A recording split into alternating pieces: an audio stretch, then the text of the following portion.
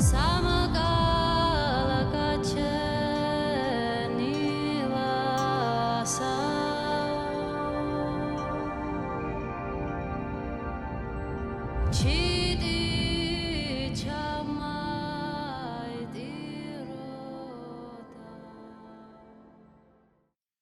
would like to welcome you all to the first episode of Anima. My name is Albert Martz. In today's episode, we'll be discussing a little-known region tucked away in the Caucasian mountains called Khevsureti, a region rich in culture, customs, and tradition. For that, I'm joined today by Anna Tchintcharauli, a PhD candidate at Ilyas State University in Tbilisi.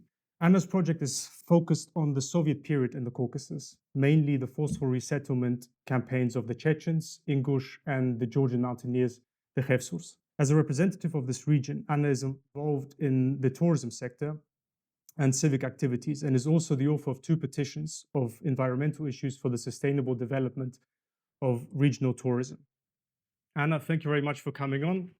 How are you doing on this fine day? That's my pleasure, and thanks for the invitation, and especially Of course, my pleasure. Thank you for your interest to this very interesting part of Georgia, and you're doing really good work. That's perfect. Thank you very much, Anna.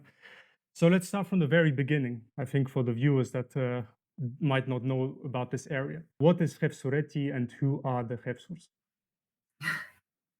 Difficult question. For me, right? Yes, correct. Personally speaking, okay. Of course.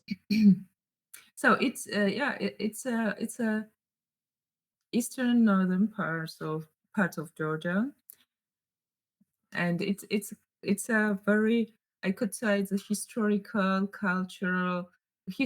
culturally very rich region, which just like seems still undiscovered for me personally, as you asked me this question, because and maybe that's why I started to study at first for myself, even though I am insider, and even though some could consider me as not very objective.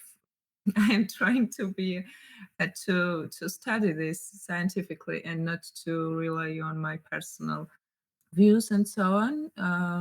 But still, as it's not academic podcast, I can really express that the region is very, very.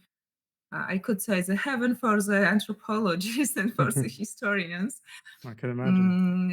In regards of the rich folklore at first, because we had not the written culture, or everything was transmitted, all kind of knowledge was transmitted through the oral ways. So, and the secondly, it's a dialect and cultural heritage and material heritage, which is for me personally, it's a clothing, very beautiful clothing, and including the knowledge, which still can be unbelievable for many, but they have had a very good medical knowledge, and including they have been making very difficult surgeries by themselves, and we know the local doctors' names by heart, a few people, and generally they have. I could say that all this, which I counted right now, is just a sign for me that they have been very, how to say, nature and environment oriented people, and they have been tried to find out themselves through the environment they have lived in. So this is very particular for me, and including the characteristic which reflects all this knowledge and all these difficult stiffy mountains and rocky mountains, and it's all reflected through their characteristics, I could say.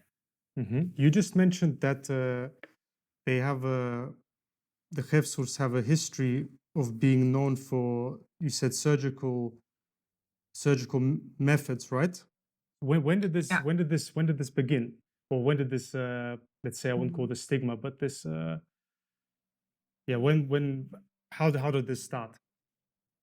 I think that generally it started, that in the Georgian literature also reflects this kind of knowledge of those people, and I could say that it mostly who at first um, like not at first noticed for sure, but very promoted this knowledge, the Khevsur's knowledge about medicine and about nature, I could say, because it's a very well known one of the poem where the almost like he sees some kind of the dreams, very humanistic dreams, and he very much is, and those dreams affects his psychology and so on. So that it's very extremely interesting poem. And I could say that this kind of it was obvious for Warshawala and for the another Georgians, I could say, but mostly it started in at the beginning of 20th century, I could say, Mm-hmm. when the Georgian anthropologists started to rediscover the region itself, Mm-hmm. because we had a very rich and very good anthropological school, and they conducted some of the very interesting expeditions. But however, there were also the travelers from the 19th century, the Germans mostly, who have been traveled in this region, and they partly also mentioning this kind of the unusual and unexpected knowledge of those people. And yeah. Well, it's interesting. So it's a relatively, let's say, new development, or at least it's been rediscovered, let's say, relatively recently over the last, I guess, or just over 100 years. So that's very interesting. But Um, this was when they discovered, but yeah, that's what I'm it should saying. have a Rediscovered. very, Yeah. yeah, But it has old roots, obviously. Yeah. a long history. Yeah. Yeah. Regarding general customs, I was interested. What would you say are some of the traditions and customs of the Khevsurs that are maybe unique to the Khevsurs, maybe not shared with other either Kartvelian mountaineers or those of other mountain ethnicities in the Caucasus? So you mean the both similarities and No, rather that which is unique to the Khevsurs. What do you find? okay. Yes. Oh yeah, I could say that even as a being a Stoic is very commonly spread Mm-hmm. sign for me in the Caucasus, among the Caucasus societies and ethnicities like Chechens and Ingush, and the Khevsurs also the same, I could say. But that in Khevsurs, maybe I am mistaken, I do not know, maybe you know more about the North Caucasus Mm-hmm. in this regard, and all these like regulations also, like honor and so on, Mm-hmm. Of Estelle and course. so on. But I also think that regarding the Khevsurs, it was very strict, stoic principle, their historical role. While living on the border, defending the northern border of Georgia. And maybe this was the main reason, but generally, I also think that they have been the people who had very strong feelings and self-regulations, not to express their emotions, which we can through nowadays point of view, which we can call this like suppressing emotions or so on. So they have been very stoic in this regard. Mm-hmm. Mm-hmm. Every kind of the relationship in every stage of their life, it was very self-preserved character. They had this kind of the feelings that they should be like this. And it's very interesting for me because Mm-hmm. uh, if we look, for example, if we look for the another Georgia lowlanders, for example, but still in the lowlands there are the mountains, right?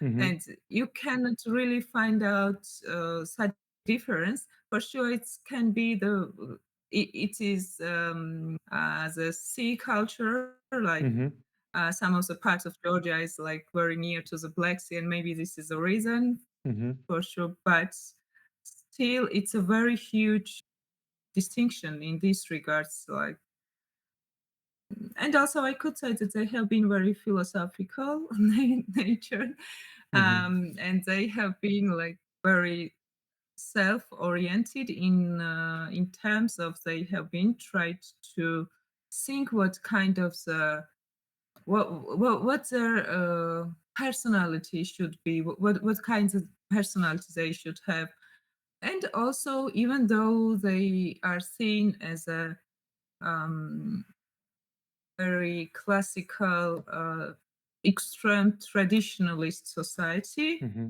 For me, it's not so extremely traditional because the women there also had their voices. I could say not not in today's understanding for sure, but still there was a in when it was on the very serious cases. So women had their justice, they could Hmm. find also the justice in this like patriarchal, stoic, traditionalist society. So I could say that they have been also very, in the sense of the justice.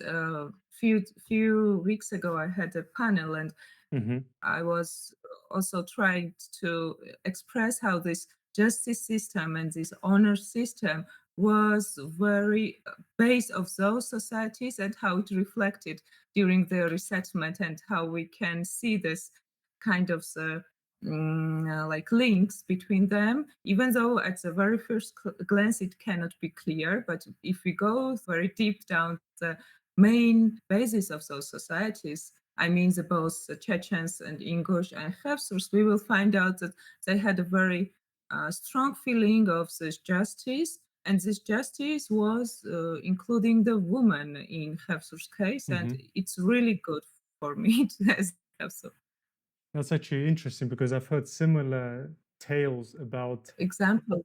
yes, about Ingushetia and how we used to have women warriors.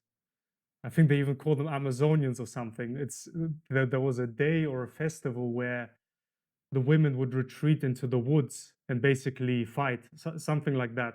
It gets talked about often, but I mean, sitting here in modern times thinking about it, it seems a bit, you can't imagine it because our society is a bit more conservative nowadays than it. I mean, the English and the North Caucasian societies are more conservative nowadays, so you can't imagine that sort Yeah. of like women fighting, but apparently it existed. So Yeah, we were the first feminists in in the Caucasus, I think. absolutely. Yeah. Maybe you know that Go ahead. it's Yeah. also, I think that the same can be said about the traditionality and religion, how this they manage the Khevsurs, and I think the same for the Chechen and English, how they have managed to like to preserve the adult culture and to perceive the religious, and how this kind of the everyday, how interestingly it functions. It's very interesting how they have source, for example, have been they had remembrance, and even the shrines was dedicated to the pre-Christian. Hmm. Um, so it's really interesting. Hmm. Moving on. So, in your opinion, what is the main characteristic that defines the Khevsur identity? This is obviously a personal question. I'd say like Um, the essence of the Khevsurs to you personally, or maybe there is maybe there is a larger definition that is not personal, but I'm more interested in your personal opinion about this. oh, it's really interesting question for me. Uh, I have been thinking about lots of different ones, I could say, but and really, it's really hard for me to name the one most. But I could say they have had a kind of this, maybe because of this all the, maybe because that they have been so stoic during so many Hmm. centuries. And for sure it's not logic to say that, oh, all the Khevsurs, like today's contemporary Khevsurs, are absolutely are the same stoic. For sure not. It's silly, but Of course, you yeah, know it's a that generalization, right? I believe I believe that there's a particular characteristics which goes through the just in our genetics, and I could say that this kind of the um, sense of the life, they have not a very um, they're not the society who is very attached and who admires the um, very joyful life in Mhm, today's understanding, I could say, you know. So there's the cultures who are very everyday life oriented people, I could say, and mhm, they are trying to find lots of joy in everyday life. mhm, And I could say that Khevsurs are not like so much addicted to this kind of the counting the years they live or so on. And I let me explain why I think in such mhm, a way, because um, so we had a very I just remember my one of the very well known like story. It's a historical fact actually, which became very popular during the COVID time. There was a one village. There is a village, Anatori, in 3 kilometers from Shatili, which is my home village, and there's a the all the villagers who have been lived there just decide to separate themselves in a particular stone buildings which was outside of the village on the river side, just because there was a past time, there was a mm, black plague in my understanding, because it's like timing is very much similar to the black plague. And they have, so I could say that it was very, it's a good example of this kind of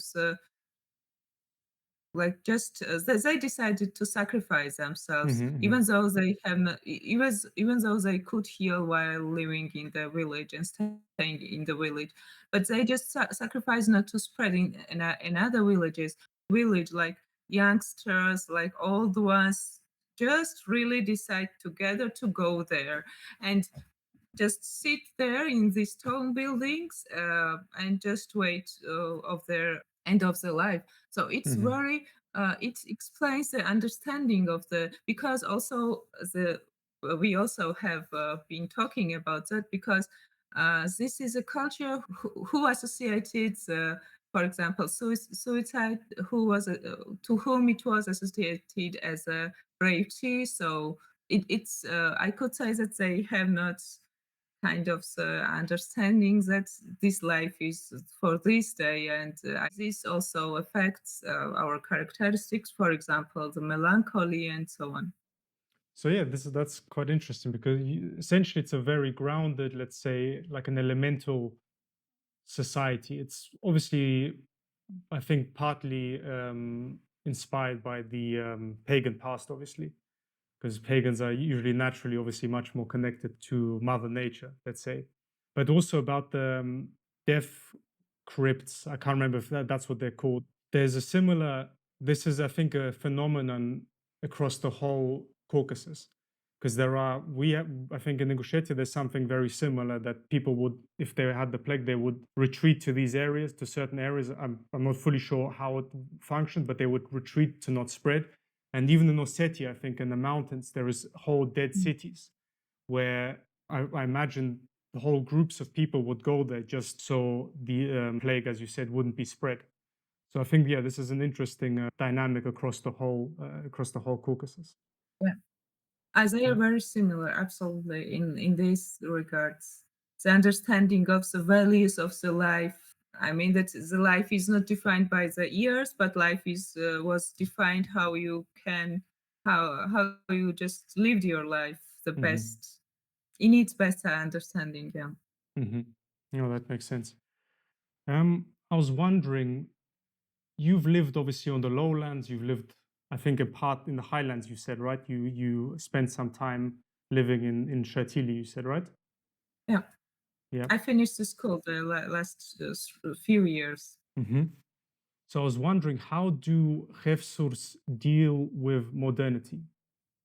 Because nowadays, let's say if you live in a more Western influenced society, you are encouraged to liberate yourself of your past, your customs, your identity.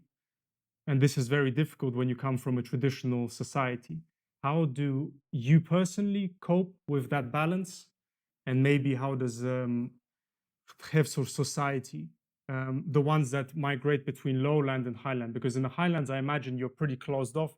You don't really care about what's happening on the internet or what's happening in the world in general. Yeah.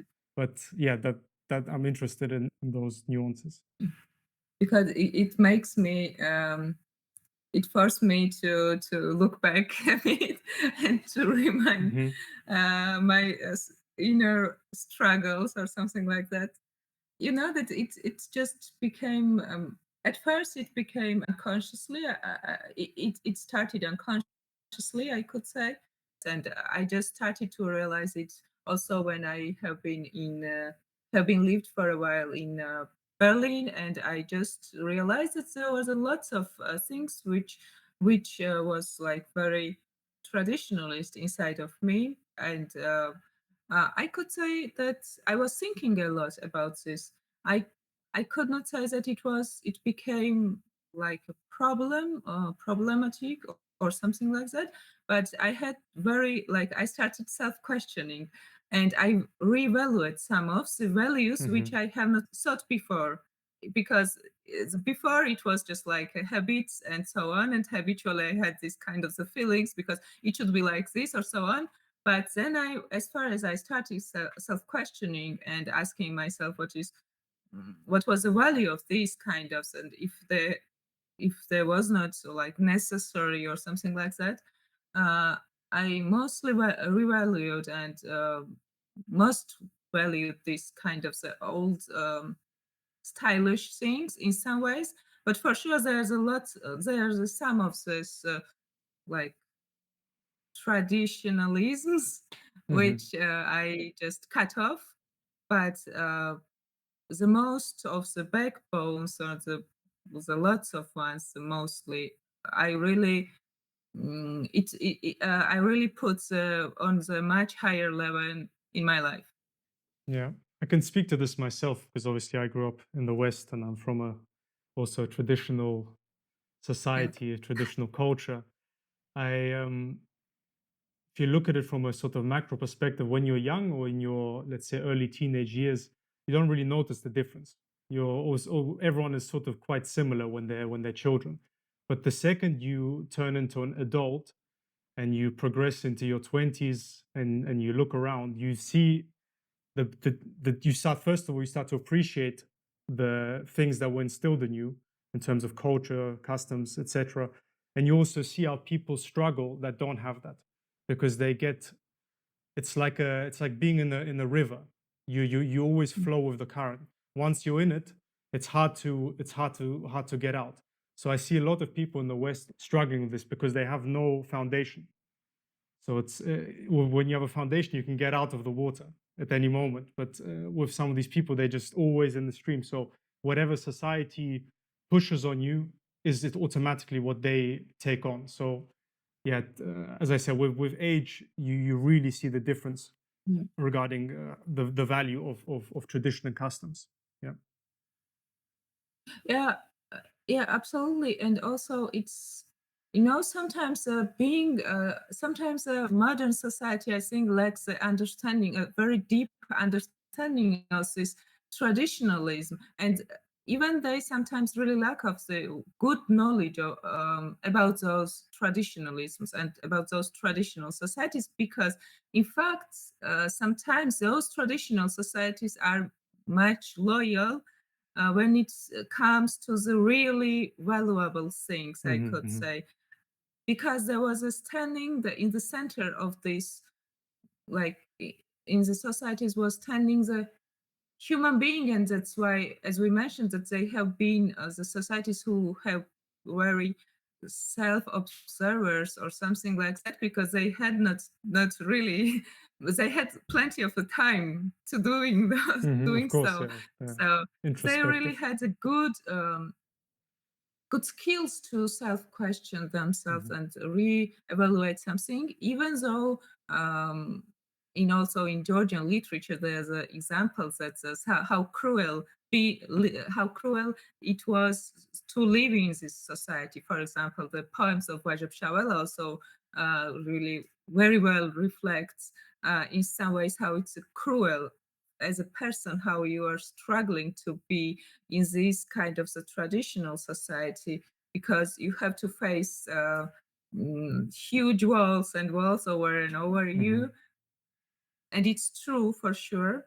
But still, I think that in many cases, for example, as I mentioned, the woman also had a voice to pretend on the very, uh, like to pretend in front of the society and say something which you have not been, which was unacceptable for you.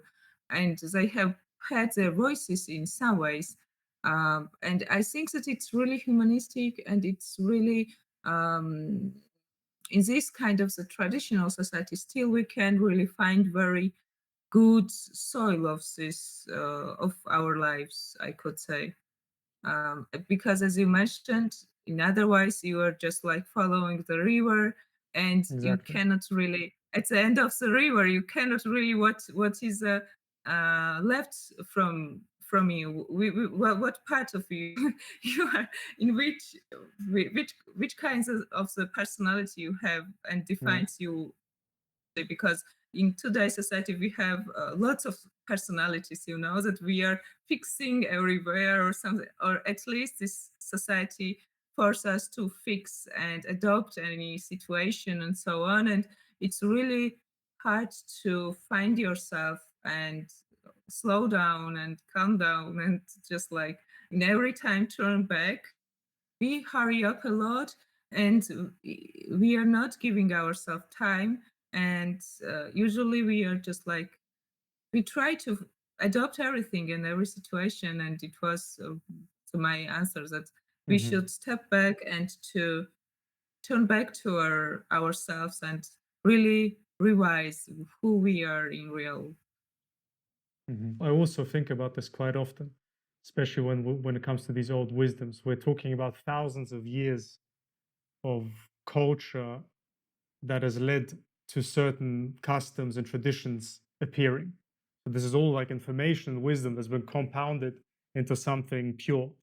And then people, and obviously there are certain traditions that maybe shouldn't be exercised nowadays.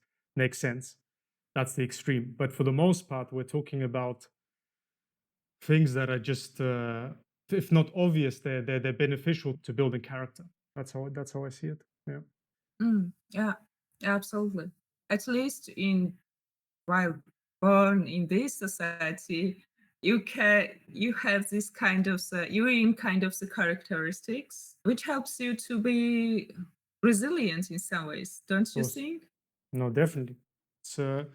especially because we used to obviously live in different times where there was an ideological consensus, in the sense that obviously socialism in the Soviet Union, even in other parts of the world, there was always some sort of state level ideology.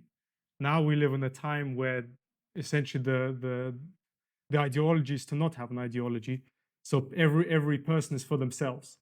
And when you don't have that backbone that is instilled in you from either through your upbringing or through your surroundings, it's difficult to stay sane.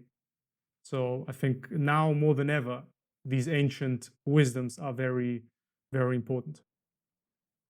Oh yeah, it's so true, because you know that as you mentioned this kind of the Soviet state and the ideologies.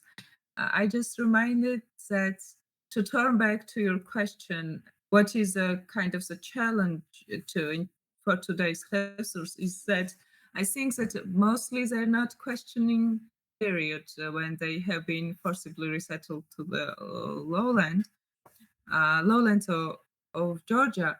You know already the communist like propaganda machines that the every nations and also the part of the undeveloped parts of the particular titular nationality should be developed and modernized in the particular way.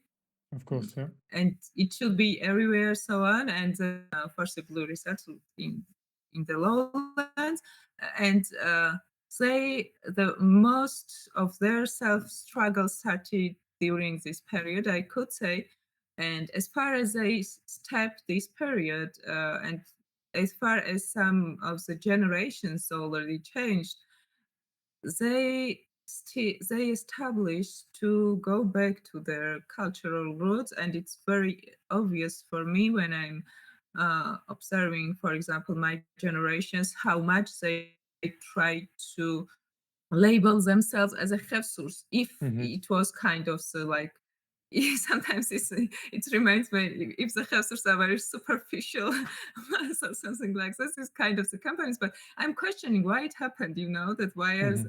why they needed it, and for sure it's unconscious, but how it started and why it started, and I just realized that they really lack of this kind of like cultural backbone or something like that, Hmm. or at least they had these feelings that they really missed this, and they started unconsciously, I could say, this kind of the promotion of the Khevsur's huge heritage and culture, and also, I just remember, as you mentioned, also the English, Chechen and English, one of the English narrator told me very interesting phrase that as far as the English, at first when the Bolsheviks started propaganda that all these kind of the stuff, the equality and so on, English received it very easily and accepted it very easily because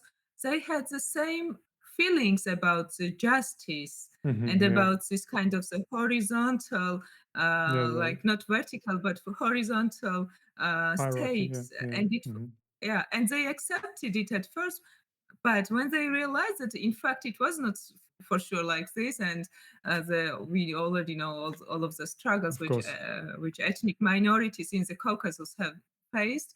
So, but it was really interesting phrase by this woman that how this kind of states can really use natural states of these societies which they are trying to occupy, Hmm. Hmm. simply. I was wondering regarding the Khevsur experience. Obviously, in Georgia, there are multiple mountain societies that are part of the Kartvelian branch. So how does the Khevsur experience compare to that of the other mountain societies? Do you share a a historic experience? You share a shared struggle, or is the Khevsur experience something unique, Um, yeah, interesting in question. your opinion? Uh, I have to put that. yeah. I have to preface. So yeah, we accept that I am Khevsur. Yeah, exactly. Yeah. I have a floor to express all the positive stuff. Yeah, yeah. Yeah, uh, we mainly generally we have been very similar in some ways, and in this understanding of the Caucasus mentality, which is very easy to understand for someone even outsider.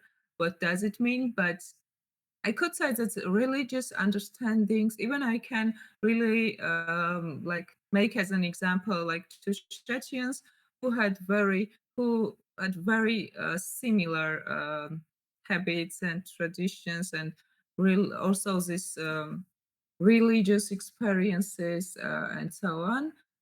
And folklore also, in some ways, it's very similar, but still, I think that Khevsur's folklore and the poems, in folklore, I mean the poems, it's very heroic, I could say, if we compare it like folklore of this and other Monsignors groups, also you can find out very, for example, the poems about the love and so on, but in terms of the Khevsurs, there's not too much, and they have Hmm. been mostly like in this particular dimension.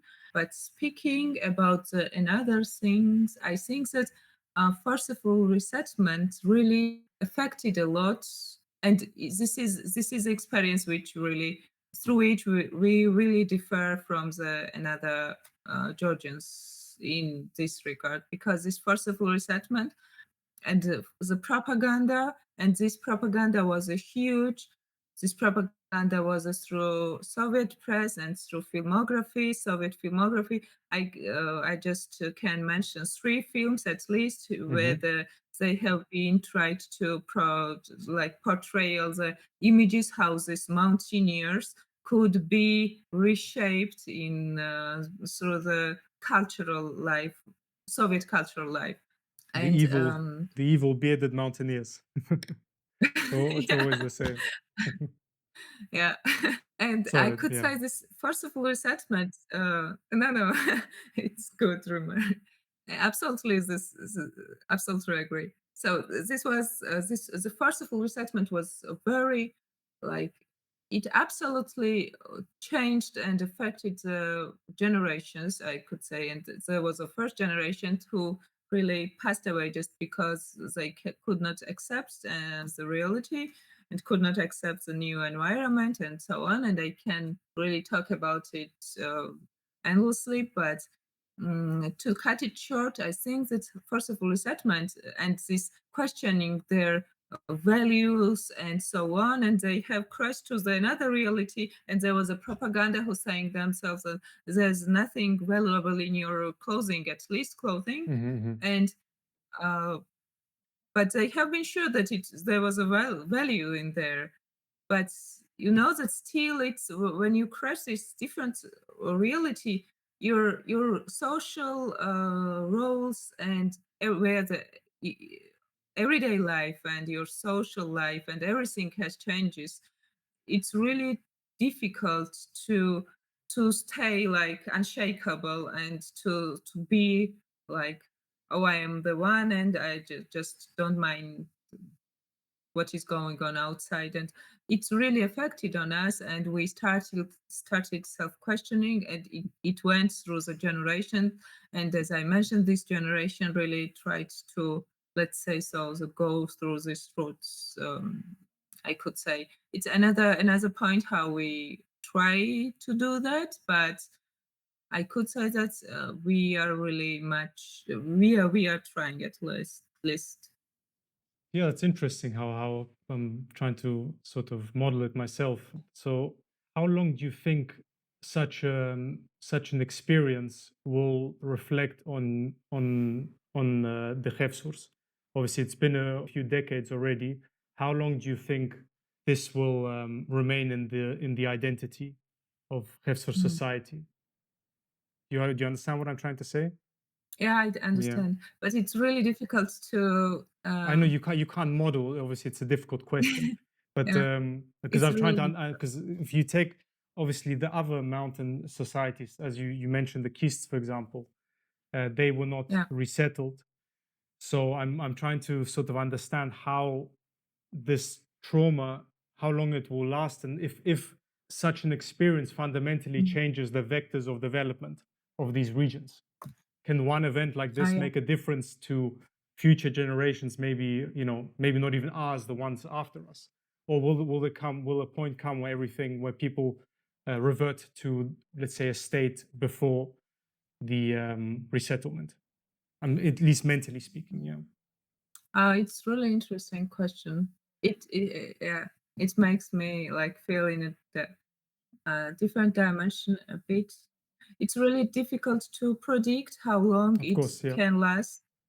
As I see in everyday life, regarding the Khevsurs, it's really difficult for me to predict um, how long can it last, how this uh, re rediscovering or preserving the uh, kind of the small cultural markers, but because there are many there's a lots of factors which makes it difficult, I could say, including this that after the Soviet period we really did not manage to return and still you see that those areas are very depopulated. But regarding the Kists, I think that as the Kists are still, even though they are very well involved in this, in the Georgian culture, I could Integrated, yeah. say, yeah, integrated very well, and like they are speaking brilliant Georgian and so on. They are still, they are really, they manage to preserve themselves, and in this regard, I can say that the religious and ethnic factor also makes a difference, and makes them these two elements, the main elements, which helps to define your identity or belongingness, whatever we call it, really helps. And for the kids, I could say that it can be like the same way in after many decades. But in for the Khevsurs, they are simply the Georgians, mountaineers, like we really, maybe it's not also, maybe the that this kind of questions, maybe it's not stands for us, that what kind of cultural markers we want to preserve, and which we lacked during the Soviet time, and we try to reactualize. It's really difficult for me to answer, but I can just make some small example, maybe bring Please. some small example. Just recently started very interesting, like tendency that have source and Georgian women are started to open the classes of knitting or something like that, this tradition, reproducing this traditional clothing, reactualizing this ornament in the contemporary design. I mean, this kind of just, yeah. Maybe this is the best way what we can do in this regard, because it starts to became it really became very modern in this regard, Mm-hmm. and I like this. But Look, yeah. regarding the another things which we have already mentioned, for example, this, for sure, this traditional law system and so on, and also this very rich folklore is not relevant so far, just because this dialect is also changing. So the knowledge of this dialect um, Mm-hmm. is also very problematic, I think, and it's also affects. Mm-hmm. No, it's really interesting. I think at least nowadays this idea of cultural revival is very, very important. I think at this stage we can conclude the interview or the discussion. Thank you very much, Anna, for coming on. It was a truly insightful conversation. Is there anything that you would like to say? Your final remarks before we before we Okay. any closing statements? I remember Yeah, you talked to me about a proverb that is a Khevsur proverb that partly defines your identity. You mentioned it to me. Maybe you can reference that again. yeah. It's I was mistaken. It's not proper, but it's. I explained this in a not clearly. Okay, It is right. just one word in the dialectical word, Hmm. which is Khevsur's dialect is sounds like Zalad Matchonem, and I Hmm. love this word because it means that word by word, the one who deserves heaven forcibly, Hmm. and which explains and describes the Khevsurs non-stop, like kind of this resistance, I could say, in many Hmm. ways, like trying to really survive, or at least to earn something which seems a bit distant. But I love this world, and it really, sometimes it really motivates me to remember this, and in my brain it becomes highlighted. And it's a really good one, I think. All right, perfect. Thank you very much, Anna. I hope you have a fantastic day, and we'll talk soon. And to our viewers, I hope you found this conversation insightful. We hope that you stick around for future discussions. And to conclude, I would like to wish you a fantastic day and see you again soon. Take care. Thank you very much for pointing out these cultural issues, and yeah, wish you lots of success. Thank you very much, Anna. Talk soon.